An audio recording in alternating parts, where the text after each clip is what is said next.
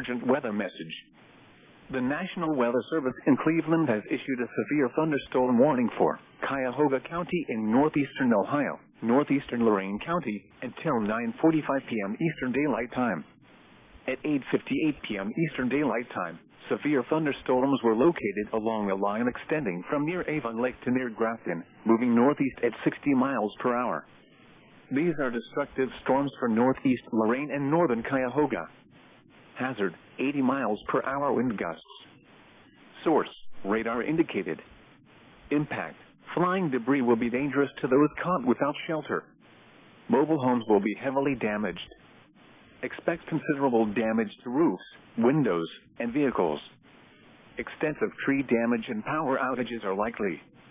Locations impacted include Cleveland, Lorain, Elyria, Parma, Lakewood, Euclid, Cleveland Heights, Strongsville, Westlake, North Royalton, North Ridgeville, Avon Lake, Warrensville Heights, Grafton, Highland Hills, North Olmsted, Garfield Heights, Shaker Heights, Maple Heights, and South Euclid.